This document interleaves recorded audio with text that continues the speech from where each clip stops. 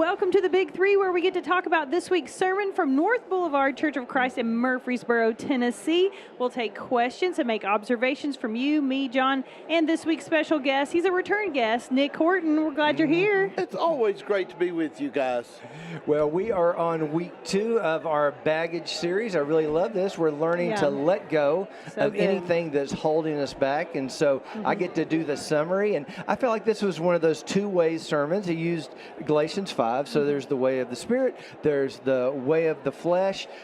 With either one, you're going to carry a bag with you, but you can choose. You want to carry on with the way of the Spirit, or do you want to drag the big old bag that you have to put on wheels by pursuing the way of the flesh? And so he basically just developed that in a lot of different ways. But I love that. I mean, because we do think of baggage as negative, but he told us there's a good thing to carry. So maybe we'll get in that more. But I love this whole two ways thing. We've talked about it on our other podcast, that it's all throughout the Bible. Like Psalm 1 is, there's the way of the wicked man, there's the way of the good man, and that theme, it pops up, and of course Paul uses it a lot. Yeah, so good. All right, well, we're all going to go around and share some other things that we learned from the sermon today. Brother Nick, you start. What really stood out to you? Well, I like the fact that we pretty much decide how we're going to pack that bag.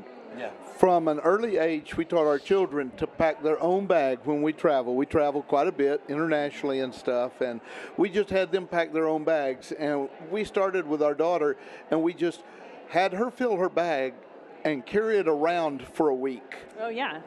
And she started seeing things she needed to get rid of. They were burdensome. Yeah. And she kept the things that were a joy. Yeah. And that's what we ought to do. And that's what the sermon was about. Yeah, the things that are essential. Yeah. I love that. Yeah, and I love that. It's a great idea to help kids conceptualize all of this. And I guess I've shared this on the podcast before, but if I ever gave my kids good advice, it was the best gift you'll ever give yourself is to just be able to lay your head on the pillow and fall asleep.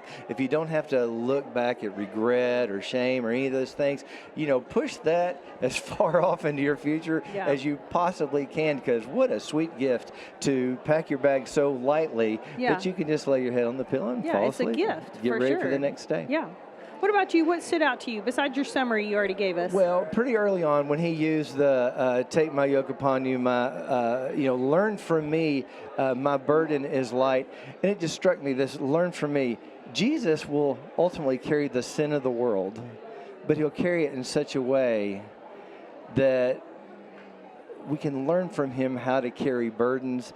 I guess he's carrying the sin of the world. He just models how to travel lightly even when there's a lot on you, because I think we've said this before. I think we can all vouch for this, that every family we know is carrying a load, but there's a way to carry a load that seems less burdensome, and I think it's when you give it to the Father and let him carry it. So yeah, for sure, because Satan definitely wants it to be so heavy that it stops you in your tracks and you can't walk towards that. And it becomes all about your burdens. You end up being defined by your burdens. You are your burdens, and the truth is, no, that's just stuff you're carrying. You're a child of God. Set it down. Yeah, let him carry it for you. Dad, did you ever carry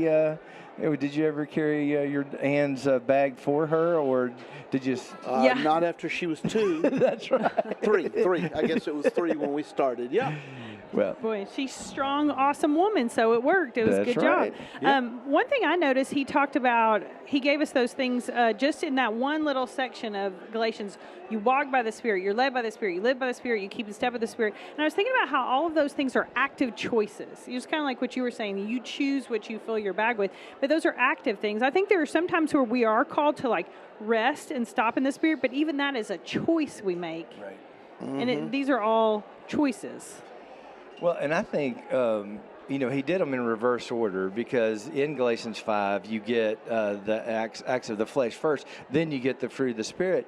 And I think what everybody wants is the fruit of the Spirit, even when they're chasing the acts of the flesh. They think that's somehow going to get them to love, joy, peace, patience, kindness, goodness, faithfulness, gentleness, and self-control. Go, huh? That's, there you go. So, that was good. Yeah, but sing the somehow song. we think choosing the list of all these just really awful things is going to lead to the fruit of the Spirit, and it never does. It's like, as he said, trying to find an orange grove in Alaska. It's not going to happen. Yeah. Wrong environment. And all that sounds so difficult to do, but he reminded us that if you've been baptized, you can access the Spirit in order. If that's your GPS, that's your map to know which path to go on. And that was huge in all of Paul's letters, how that he talks about that we have faith. I think a lot of times we pursue those things of the flesh because they are things we see and feel and touch. Okay. Yeah. And Paul's saying, trust God as you love each other. Trust God as you experience goodness and unload. You take some out of your bag to share with other people. Those things from the Spirit are things for us to share. Yeah. Well, I was going to say, because of those, he did talk about those, the things of the flesh were all self-centered. And so you're right, because you have to trust God. If you're trusting God, you're not as much worried about, are my needs going to always be met, or my desires going to be met.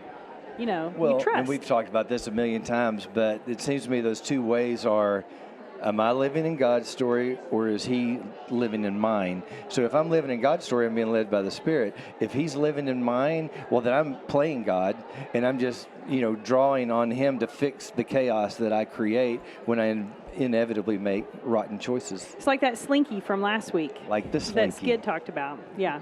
So good. Thanks, All guys. right. That was guys, awesome. Anything else? Any other observations or thoughts before we keep moving on? Really good.